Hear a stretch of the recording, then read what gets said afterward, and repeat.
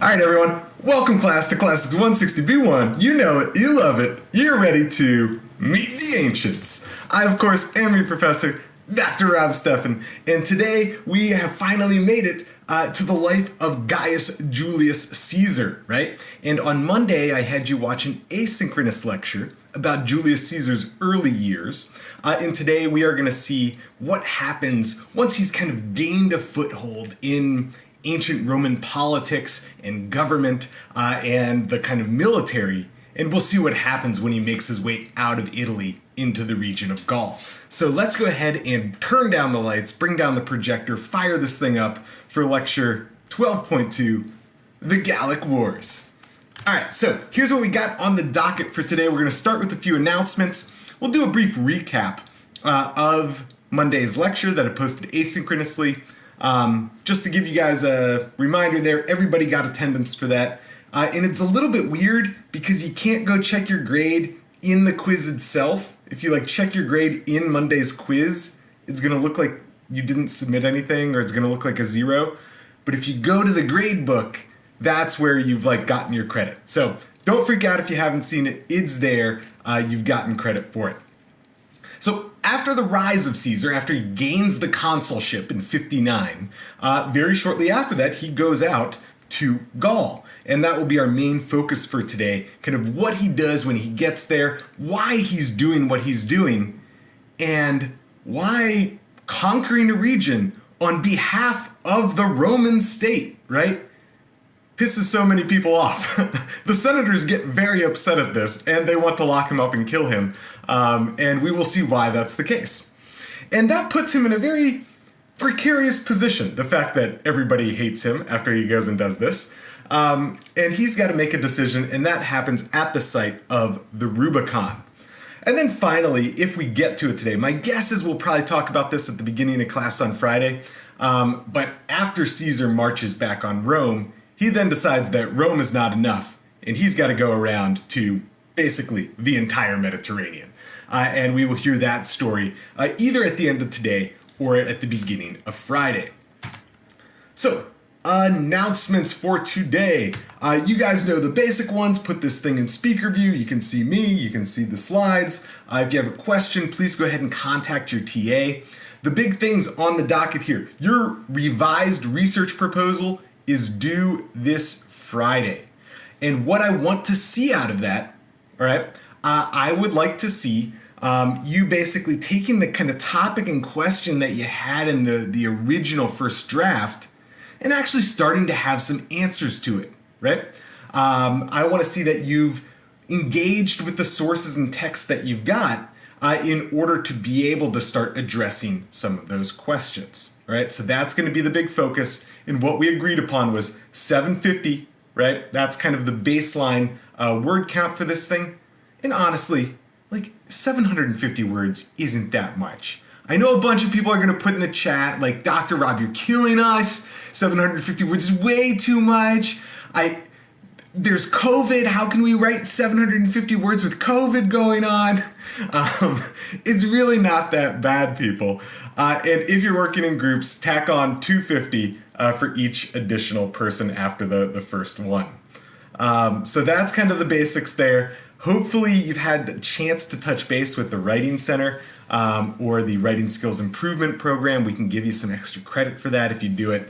And then that's you've got one more writing thing after this, all right? So after this, next week you've got one more kind of weekly response, and then that's the last thing you have to write, all right? After that, you'll be working on your project, but in terms of writing, you're good to go. The other thing, what we're going to try to do is, my guess is we'll have a full lecture today, a half lecture on Friday, so you'll get out of here a bit early on Friday. What that also means is that don't show up at 11 or 12:40 on Friday and be did we do the attendance? Because we'll probably do the attendance at 12:20 on Friday. All right, so get here at the beginning of the class. And then for the second half, for the honor students who are working on that project, what we're doing is we're going to get out of Zoom and we're actually going to meet in Engage starting about 12:25, 12:30 on Friday. So that is the plan. All right. So setting the scene, right?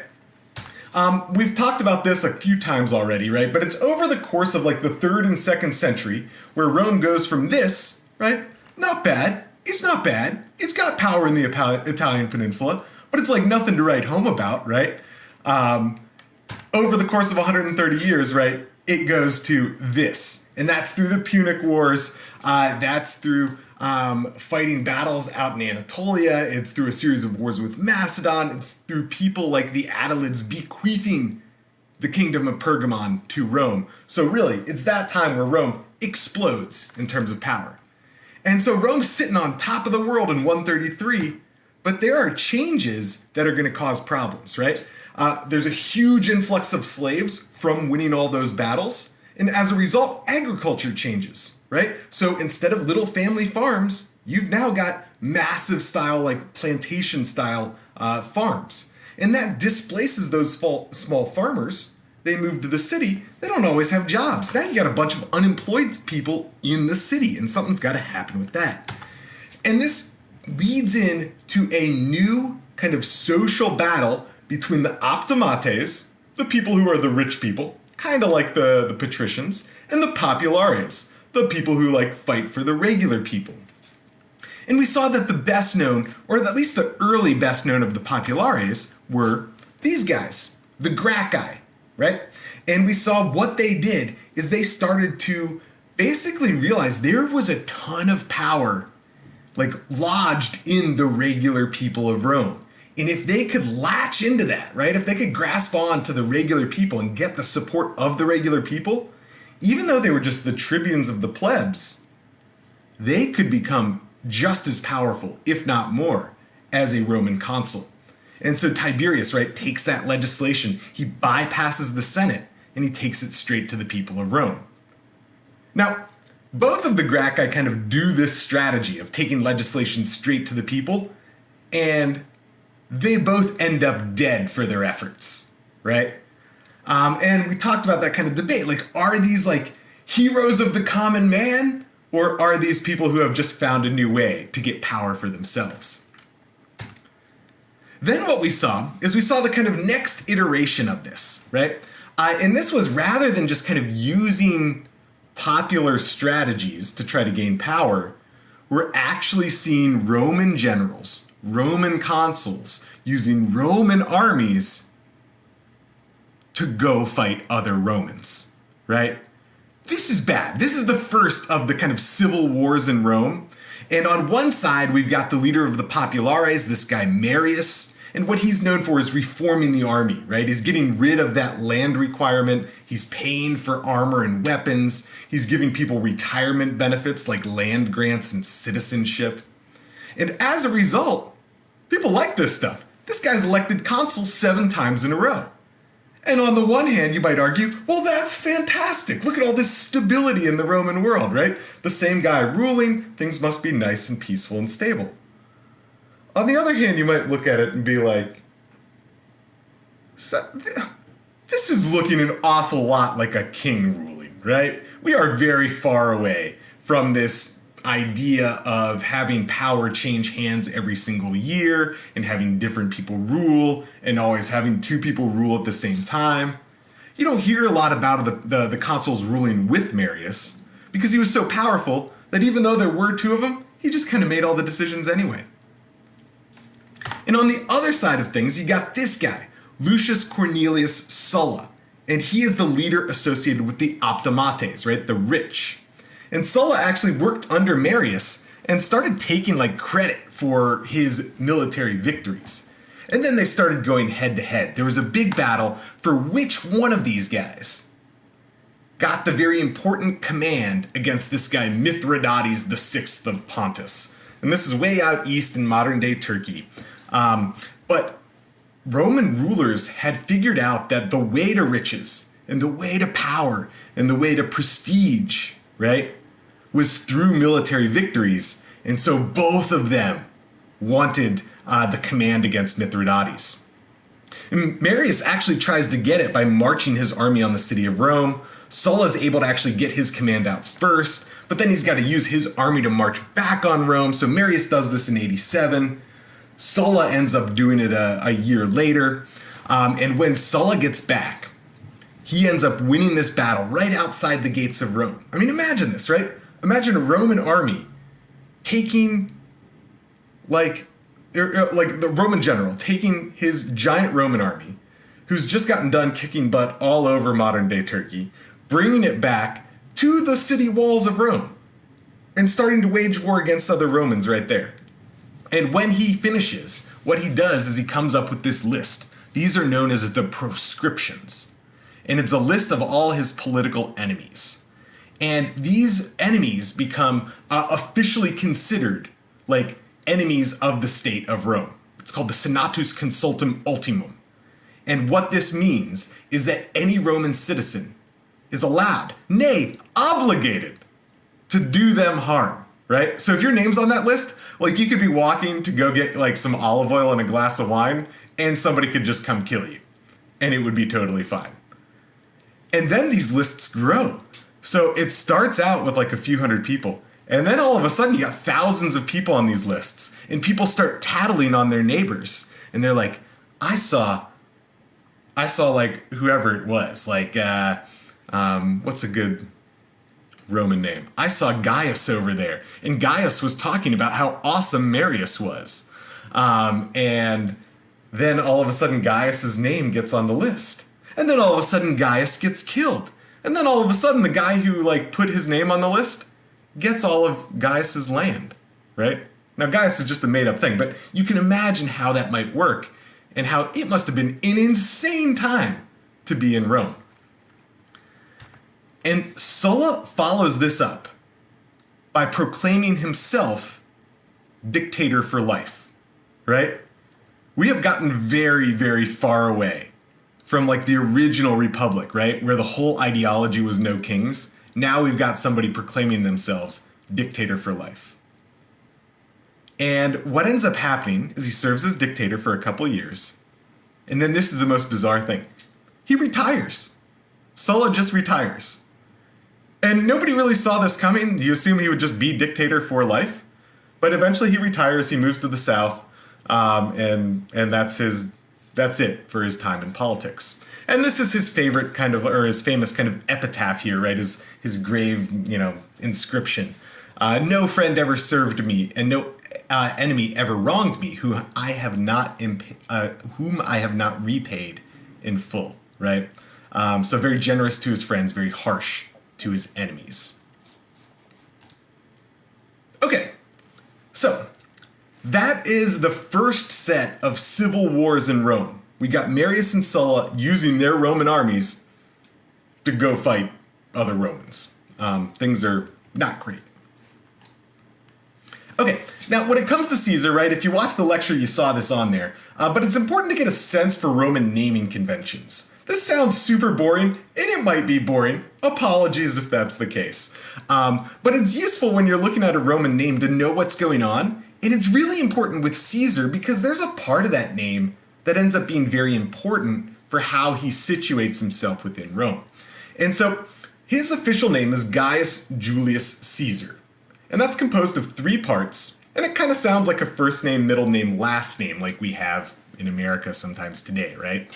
But the order goes a little differently. So the praenomen, the first name, that's the most specific thing. You could imagine, his parents calling him Gaius, or his like very good friends calling him Gaius. It's not something, you're not gonna like be a random person and go up to Caesar and be like, oh, hey Gaius, what's happening? This is for his kind of very closest circle. So kind of like a first name there. Then the middle name, right, Julius. This is the one, this is the broadest name. For us, this would kind of be like our last name, right?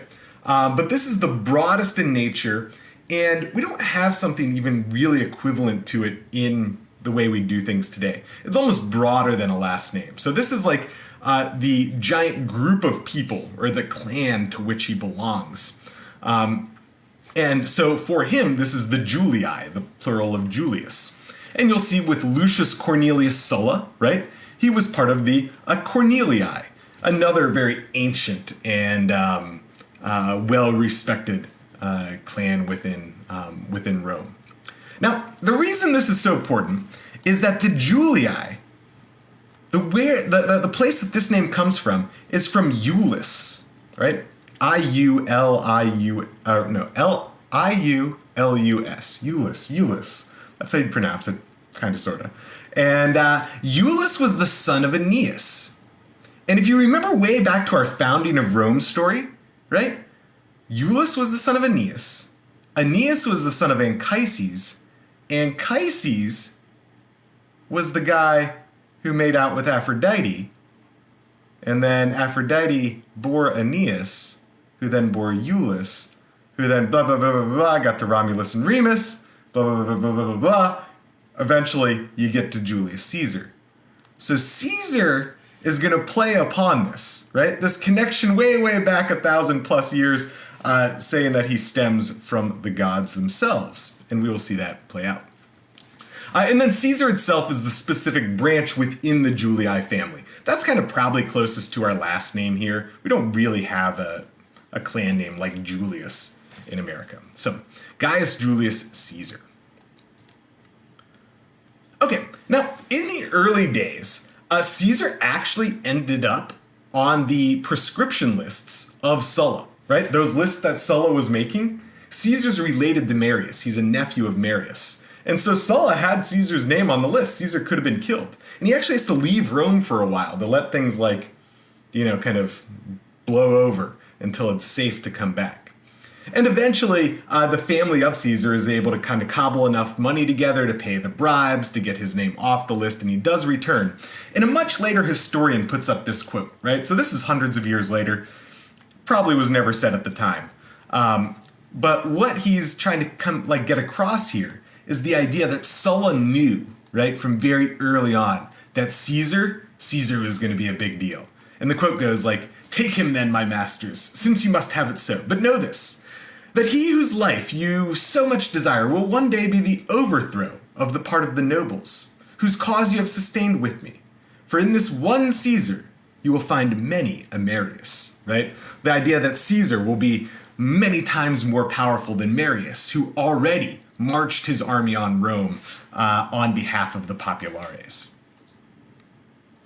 Okay, so from the beginning, right, Caesar is related to Gaius Marius. So we've got our little family tree here, blah, blah, blah. Caesar is the nephew of Marius, not the son or anything like that, but closely enough related that he's very clearly one of the populares, right? He's born into the camp of the populares here. And Caesar, from a fairly early age, isn't really afraid of praising Marius. This became very much a no-no under Sulla. You do not talk or praise Marius. But Caesar doesn't really hesitate to do so. So he ends up on the prescription list. Eventually he's able to make his way back. And then after kind of going out, winning some fame in battle, after getting captured by pirates, so in 75 BC, Caesar's captured by pirates on his way back from Anatolia. And this is a funny one, right? The whole time, he's basically captured by the pirates and held by them. He's practicing his law skills, his writing and his rhetoric. And he promises that the first thing he's going to do when he's released is go back and kill all the pirates.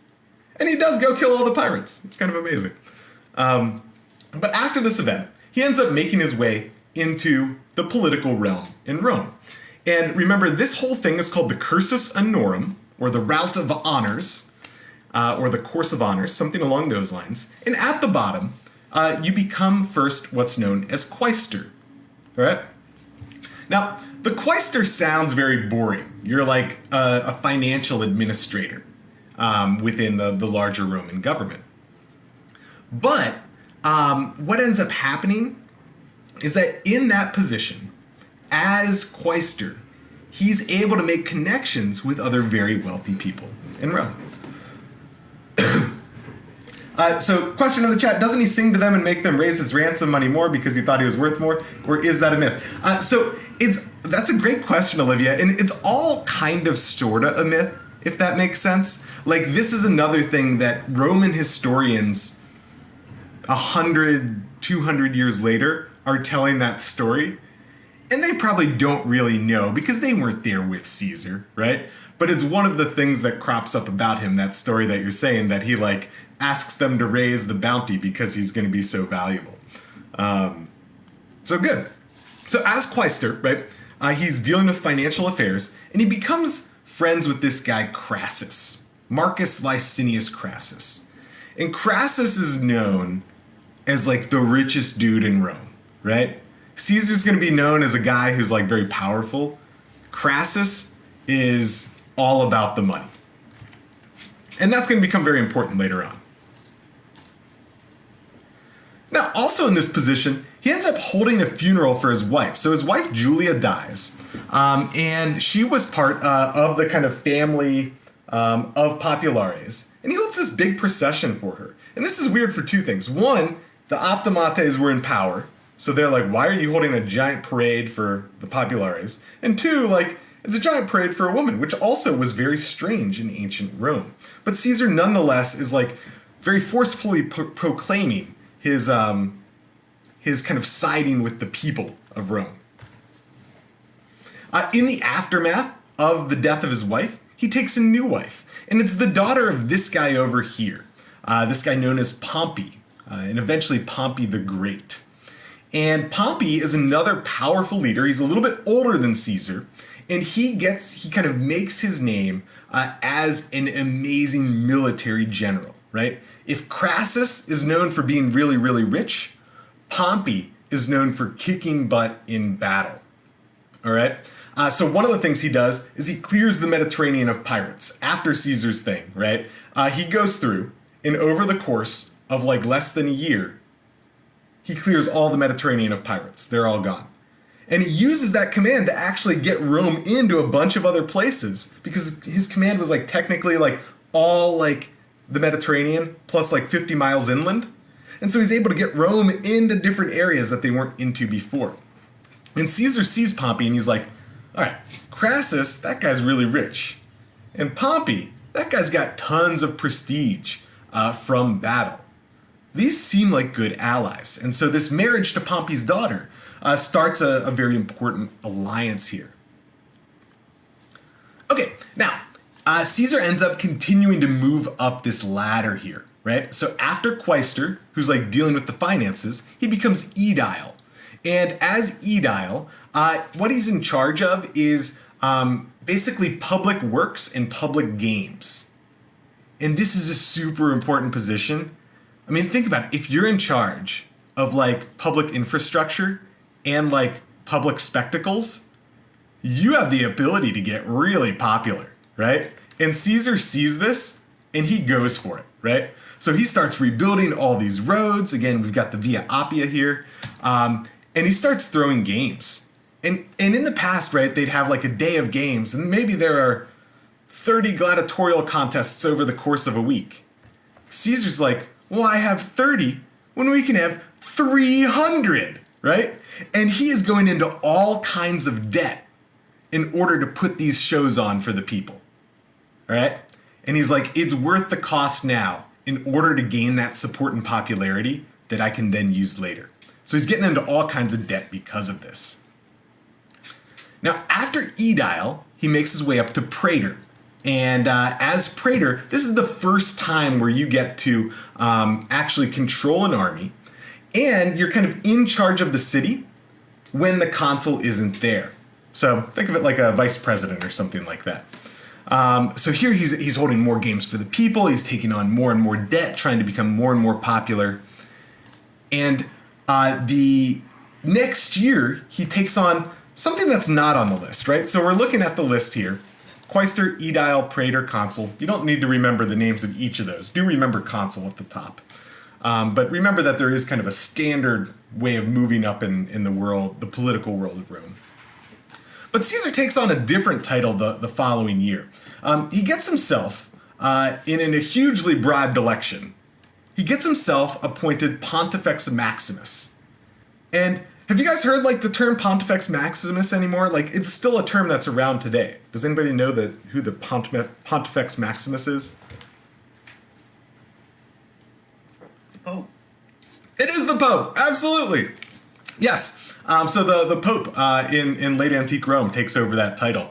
And this is important for a couple reasons. It's the high priest position, right? So you have quite a bit of religious power. In addition, this is a position for life, right? So rather than those political things that you have to give up each year, this is a position that you get for the rest of your life. Now, Caesar's got a problem, right? He is killing it politically, right? The people love the guy. He is taking on massive amounts of debt. And the way that you get out of debt in ancient Rome is you either borrow money from your friends, right? And that's part of the reason he's in with Crassus, or you got to go fight battles, right? Because when you fight battles, when you win battles, right, you get a lot of loot from the tribes or the people that you're conquering. Did the Pope live in the Vatican? So the Vatican itself is a kind of much later construction, but early on there were 5, we'll actually hear a little bit about this later in the course, because this comes out of late Roman antiquity, but there were 5 major bishops around the Roman Empire, right? So there was one in Constantinople, and one in Alexandria, and one in Rome, and one in Antioch, and one somewhere else. We'll find out when we get to that point in the course. But it becomes like the Constantinople one kind of goes off and you start getting Greek Orthodox stuff from there. And then the Roman one, kind of Catholicism evolves out of that one. So the Pope kind of evolves out of that ecology later on. Anyway, Caesar goes to Spain because he's got to get money. And he does. He wins some minor victories there. He gets enough that he can at least like pay off his debtors, or at least pay like the interest on those debts. And so that's like an important step for him there. And you're correct, Kellen, that Istanbul is not Constantinople. Well, now it's Istanbul. It used to be Istanbul. It used to be Constantinople. All right. Okay. So when Caesar's in Spain, one of the major kind of quotes that's attributed to him. This is kind of like the story of him raising the bounty on himself, right? Not bounty, the ransom on himself. But later historians attribute this quote to Caesar when he's in Spain. He sees this statue of Alexander, and this is a later statue, but he sees this statue of Alexander, and he like says this thing to himself, right? He starts crying in front of the statue because at his age, right, at the age of Alexander had built the biggest empire the world had ever seen. And Caesar, at the same age Alexander had done this, he was like praetor in Rome. He had like won some small victories against Spanish tribes. Like, he sees the statue and he just cries to himself that he's done nothing. And that's supposed to have inspired him to go out and build this kind of empire as he goes on. All right, so in 59, right, this is the course of 10 years. He was quaestor in 69. Now we're in 59. He becomes consul, right? So he's now at the highest level of Roman politics, right? And what he does as consul is he like builds this team. Okay? Now, this is an unofficial team. They call it the Firsttriumvirate, and this comes from the Latin, right? Very literally, like the tri, right? 3. And then vir is the word for man, right? So the first, like, team of 3 men. And we've got Caesar here in the middle, right? We've got Crassus over here on the left. Again, Crassus is known for his wealth. And then we've got Pompey over here on the right? And he's known for his military prowess. But in addition for being known for things, each of these men also wants something, right? So Caesar wants power, right? He's just become consul, but this is still kind of new. He's far less famous than these other 2 guys, right, on his right and left at this time. So Caesar wants power. Crassus has always been super rich, right? But he's never really been as popular or well respected as somebody like Pompey who's won these military battles. So Crassus wants prestige. And Pompey needs land. Pompey has made a lot of promises to his veterans, right? To the people fighting for him during all those battles, that they're going to get to retire right afterwards. But he needs the land to actually be able to give them to his veterans for that retirement process. So Caesar wants power, Crassus wants prestige, Pompey wants land. And as the consul, like Caesar gets this, right? And he starts going about making this legislation to make all these things happen. So the first thing he does is he makes a law that says all senatorial debate is now public.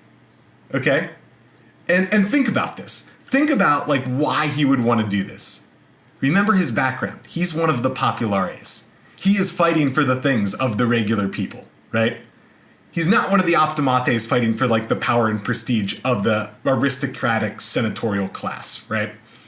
And so if you make all the debate public and you let everybody know what's being said in the Senate, people, right? The regular people are going to know like who's on their side and who's just fighting for the elite. Act number 2, he starts passing legislation to get land for Pompey's veterans. And in addition to marrying the daughter of Pompey, this is a great way, right, to build a strong bond with somebody who already has a lot of power and prestige. And then in Act 3, he starts playing around with tax code, right? Sounds really boring, but he passes tax laws that are very favorable to Crassus as a way to repay him for all the loans that he had taken from him along the way. So Caesar gets into power, and then he's like very intelligently like playing to the people, the regular people, as well as the other members of that first triumvirate, right? Trying to make sure that they know that they're getting something for supporting Caesar. And what Caesar gets in return, right, is a 5-year proconsulship. So a proconsulship, think of it like a governorship of a region, and you're allowed to control the army in that region, but only in that region. And he gets the region of Cisalpine Gaul. So that's Gaul on the Italian side of the Alps, right? On the close side of the Alps. He also gets Narbonensis, which is basically like the French Riviera. Sounds very, very nice. I don't think Caesar's interested in hanging out at the beach, but it's a beautiful place. And during this time, in this position, he's immune to prosecution. So you can't put the proconsul on trial while he's proconsul. After he's proconsul, you can throw him up on trial for anything he did while he was in that position. Okay. So what we're going to talk about now is Caesar's time in Gaul. And one of the awesome things here, you're not necessarily writing about it this week because of your revised proposals, but we know about this from, historians writing later, that sort of thing. People like Plutarch writing, 200 years later, 150 years later. But we also have Caesar's original writings about this. The dude's like writing an autobiography as he's going around massacring people, which is just like an amazing insight into what he's kind of thinking as he goes. A couple cool things here. One, he writes the whole thing in the third person. Right? So he makes it sound like somebody else is writing about him, right? Caesar does this. Caesar crosses the river. Caesar leads his troops against like this other army. And so he does it to kind of distance himself from the text. Also, one of the interesting things is everywhere he goes, as we talk about these battles, Rome does win, right? And Rome ends up winning most of these battles. But he always does a good job of building up the other side, right? Like, this is always like about how like brave and courageous and well-led and fierce the other Gallic armies are. And on the one hand, you're like, well, why is Caesar doing that, right? Like, why is he giving so much credit to the other side? And then you're like, oh, well, that makes him look way better when he does beat them in the end. So a really, really interesting set of texts here. And the opening lines is Gallia est omnis divisa in partes tres. All Gaul is divided into 3 parts based on these different tribes. Now the Gauls themselves is the Gauls themselves are a group of really different, a lot of different tribes here, okay? And so you've got these kind of larger groupings, but you can see on the map over here, right? Each one of these things, right? The Arverni, the Aedui, the Lingones, the Luci, the Treveri, the Eburones, the Veneti, the Pictoni, like all different groups, all different leaders. And we've seen this story a couple times, right? We saw it with the Etruscans. We saw it with the Hellenistic kingdoms. The idea that when you're fragmented like that, it's very difficult to put up a concerted kind of defense against a large empire. And as a result, they can get picked off one by one. Now, you also want to remember that it was the Gauls, it was one of these groups, that ended up sacking Rome way back in 390 BC. Remember that story of the Gallic general Brennus who throws his sword on the scales when Rome has to pay the bounty? Like, these are the same people. And so Caesar's like, part of his justification is he's like getting revenge for that. But a larger part of the justification is that the Gauls are like the Gauls on the far side of the Alps. You can see the Alps over here, right? Yeah, the woe to the conquered guy.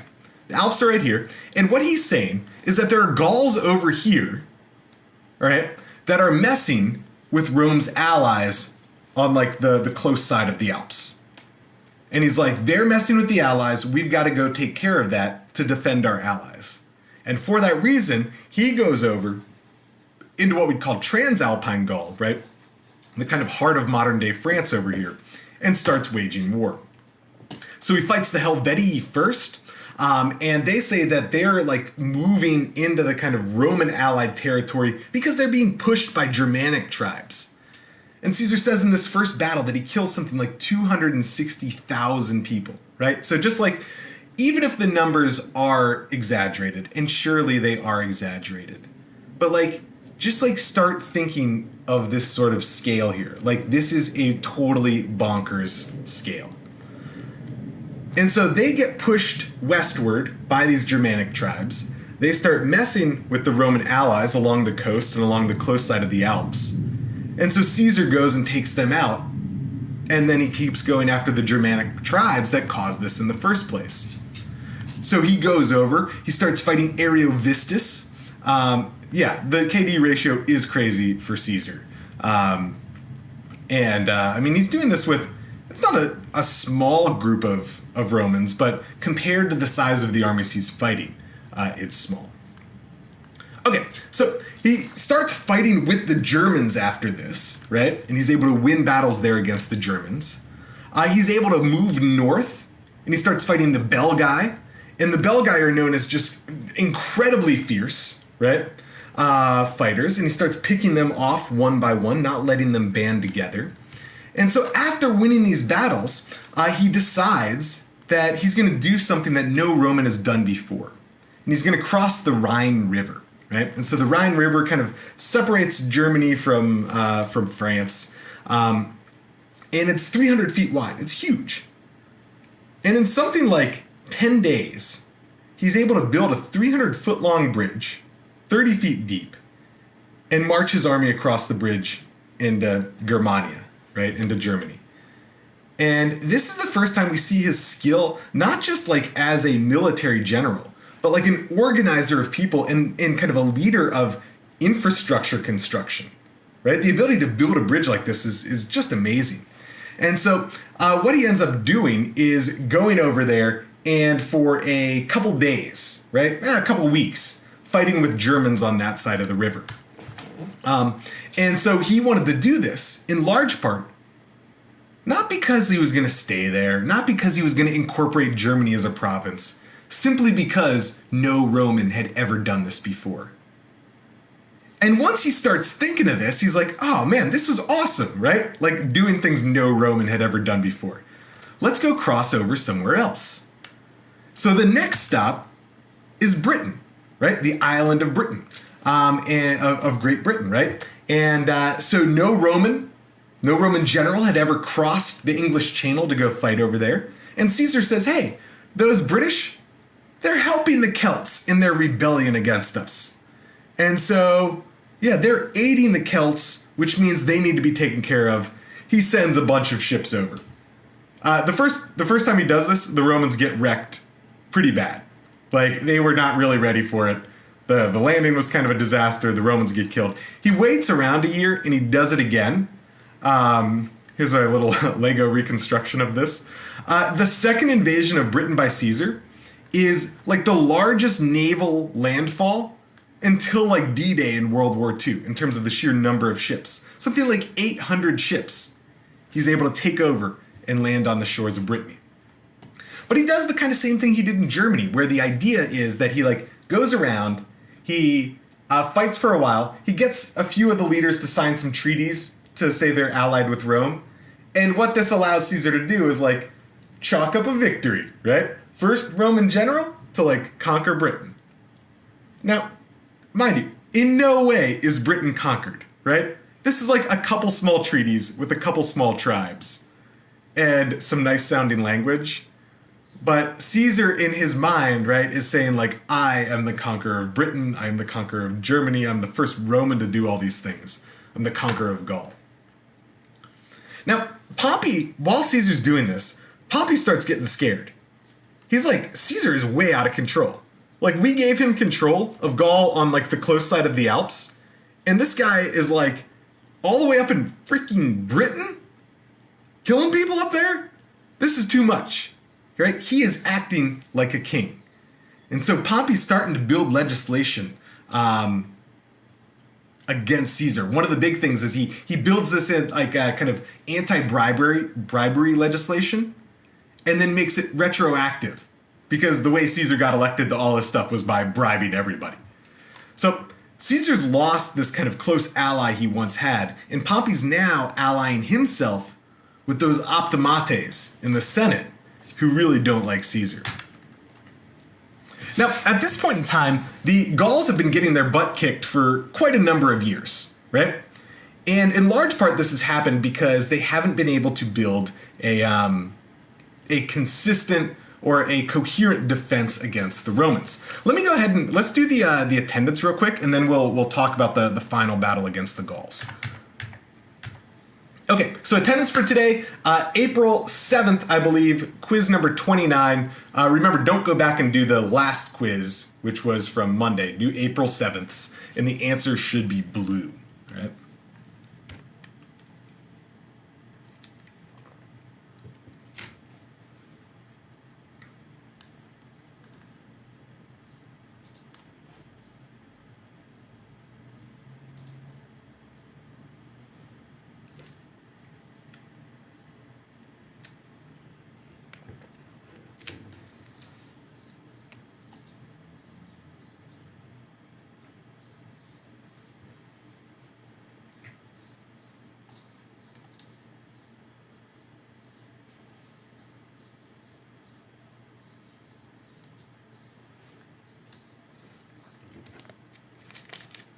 Today we've got acai blueberry pomegranate vitamin rain.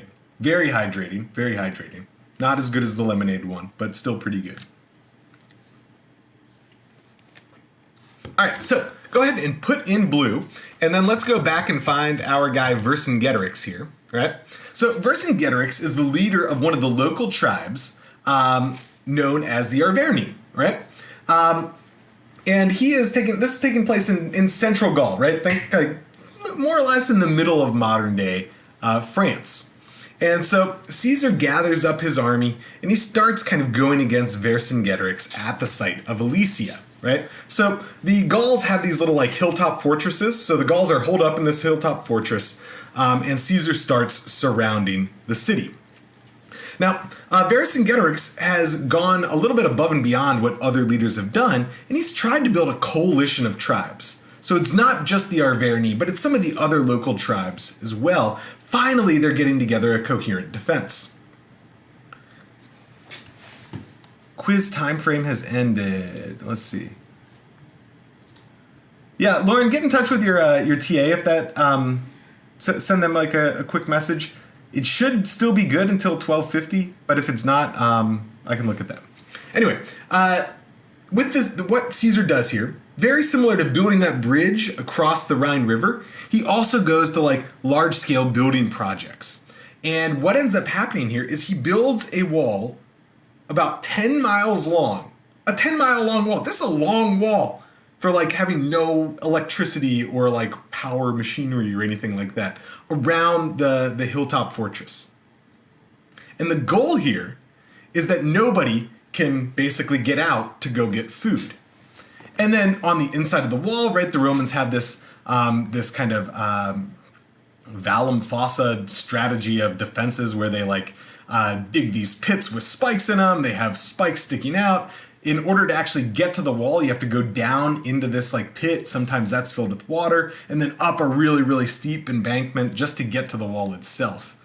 But before the wall is finished, one of the Gallic emissaries is able to break out. And they start going to tell other tribes. And they're calling in reinforcements, right? And they're like, we need to make our stand here. This is our stand, right? And so he's actually, right, Vercingetorix is actually able to get together a large force of reinforcements, all right? So Vercingetorix is inside in the hilltop town with something like 80,000 Gauls. Caesar's got 70,000 Romans, and he's built this 10-mile long wall around them, trying to starve them out. They've been able to get out and call in reinforcements. Something like, the numbers say 250,000. It probably wasn't that big. But we are talking at the very least tens of thousands of reinforcements coming from the other direction, from which Caesar is totally exposed. So what he ends up doing is building another wall, a second wall, right, around the first wall. This one's like 14 miles long because it's got a larger circumference, right? And so now Caesar is trapped between the two walls. And when things get pretty dark, he's actually going to lead the charge first on the hilltop fortress itself. They're able to win that battle from the weakened Gauls, who had been kind of starved for quite a while earlier, and then turn his forces against the relief force here, with extra cavalry coming in from behind. So Caesar's able to defeat Vercingetorix in 52 at the Battle of Alesia, and he actually keeps him captive for like half a decade until he makes his way back to Rome. And what he's going to do is he's going to have this prisoner kind of at the head of the triumph, right? That procession that Roman leaders have after they've conquered a foreign foe. And he's going to show off like the leader of the Gauls that he captured in this battle. So Vercingetorix got to go back to Rome for this. Caesar has now conquered Gaul at this point in time. To give you we'll start with numbers a little bit next time, but to give you a brief sense here, the Gaul probably had something like, 6 million people. That's like a population estimate at the beginning of this whole thing. And modern estimates say something along the lines of Caesar maybe killing 1 million people and enslaving another million. Like, these numbers are insane, right? Like, 1/3 of the population either killed or enslaved. And on the one hand, right, he's building the glory of the Roman Empire, expanding Roman power, in bringing these kind of Roman developments to Gaul. On the other hand, this was undoubtedly like a massacre. So what we're going to start with on Friday is the story of what happens to Caesar afterwards. He's got this big problem. The Senate's pissed off at him. He says that all those battles, the Senate says all those battles, right? The ones in Gaul, the ones in Germany, the ones in Britain, they were all illegal. The Senate never gave him permission to do that. His proconsulship was only on the Gaul, on the close side of the Alps. And this guy needs to go to prison and probably be killed. And the other big problem is that he can't take his army into Italy. The army can't leave Gaul, right? That's not legal. And he's got to get back to Rome in order to get reelected to another proconsulship. But if he goes to Rome without the army, the Senate's just going to imprison him and kill him. So he's got a big decision. We'll see the outcome of that decision on Friday. Have a wonderful couple days, guys, and I will see you then, all right? All right, bye, everyone.